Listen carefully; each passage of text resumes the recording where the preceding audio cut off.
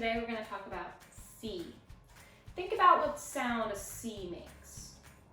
So usually it makes a K sound, just like a K. But sometimes it also makes an S sound.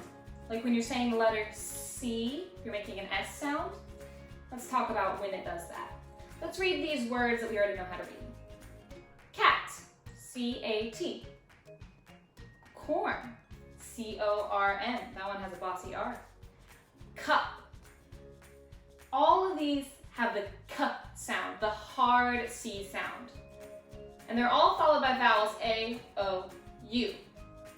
But when C is followed by E, I, or Y, it'll make that S sound.